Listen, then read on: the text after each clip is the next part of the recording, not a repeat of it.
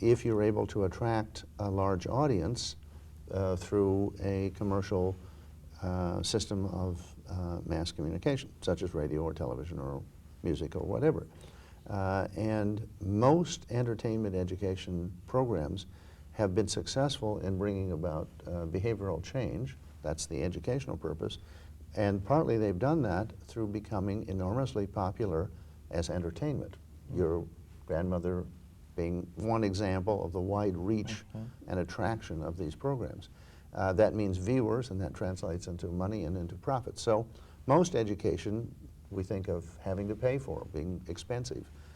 And in this case, it pays for itself. That's the win-win and rather miraculous aspect, one aspect of entertainment education.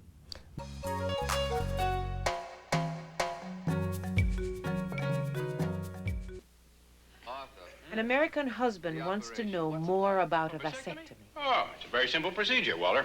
It's done right in the doctor's office. Snip, snip, snip, and it's over. How do you like your vasectomy?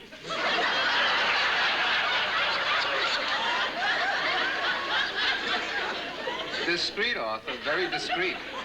Walter here is planning to have one, too. Oh, good deal. Tell him about it. You'll really love it, Walter. Takes the worry out of being close. Just a little joke. You happy you had it done then? Happy isn't the word for it. Best thing I ever did. And everything's fine? Fine. Everything's better. These older women are looking for responsible romance and safer sex. In this day and age, it might be a good idea to take along some protection. What kind of protection? 2 armed Pinkerton guards. No, Blanche is talking about... A Nestle's Crunch? 1 over. An enema bag? To the right. Didn't you, Grip? Condoms, Rose! Condoms, condoms, condoms! Calm down, lady. You just get out of prison? A mother has a chance to tell her daughter some important facts of life. Positive way to know when is the right time. In fact, I'm not even sure there's such a thing as the absolute right time. Mom, I want to do what is best for me, but right now I'm too confused to know what that is. Well, if you're confused, then I think you should wait. You'll be able to handle it much better when you're older. I know I will. What if waiting means losing a boyfriend I like a lot? Any boyfriend worth keeping will understand. You should know that sex should never be used as a test of love.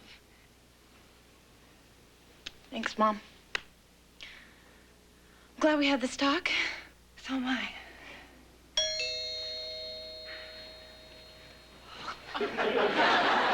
Some people criticize entertainment education for this very reason. They say that this is a sort of a sugar-coated pill. It's education in the garb of entertainment, and of course it raises important ethical dilemmas. It is frivolous if you just say soap operas are silly. Most are. Most soap operas are frivolous and only entertaining.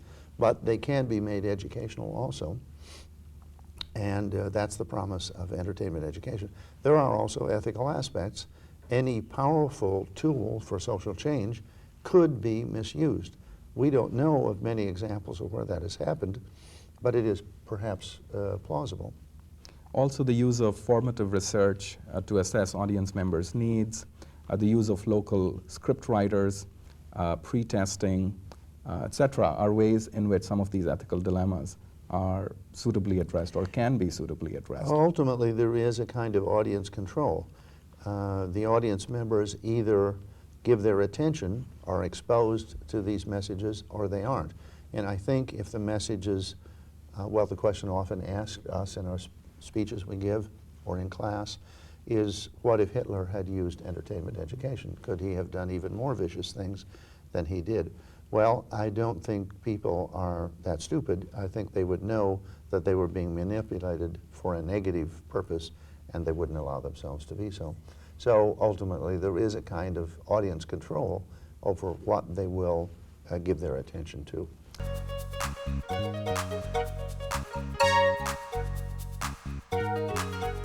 Why, but where do you think we are at this point in time with respect to theory and practice of entertainment education, and where do you think we should be, let's say, 10 years from now? You know, we've grown from an intuitive field, and intuition is a very important starting point in the development of any theory or practice. And over the years, particularly with the proliferation of entertainment education as a practice, you know, we had the hump in the 50s and 60s in Latin America and Europe, particularly the BBC. Mm-hmm. Today, it is a much more rigorous field methodologically. Mm-hmm. The importance of formative research, the importance of participation in that process, the importance of participation in construction of narrative, mm-hmm. the importance of pre-testing, mm-hmm. the importance of monitoring, and the really sophisticated explosion in evaluation approaches that emerged with work with yourself and Ev and others in the mid-90s, really has laid for us a multi-method research strategy that is extremely powerful and potent. That methodology is guided by itself and a multi-theoretical framework that takes into consideration Bandura's learning theory that has grown to the whole notion of self-efficacy. Mm-hmm. It is also informed by notions of identity. Mm-hmm. It is also informed by larger social theory and its normative dimensions. It is also guided by social marketing theory and practice. It's guided by campaign planning. It's guided by the micro-theoretical perspectives on each medium. Mm-hmm. So a radio soap brings to it a body of radio medium theory, as does television. And we're also seeing the field contributing to the wider space of communication theory as we move from the mass medium or mediated communication to the more organizational and interpersonal and small group theory. So I think what we are seeing now is a very rich field theoretically and methodologically. In fact, I can't think of anything to compare to it. I can't think of any other type of communication activity today that is as advanced in its use of communication theories, useful application of them, in its use of research methods like formative evaluation, all aimed in the direction of making effective programs that have effects that bring about social changes. So entertainment education is a rather special example of hybrid vigor of various kinds in itself. No?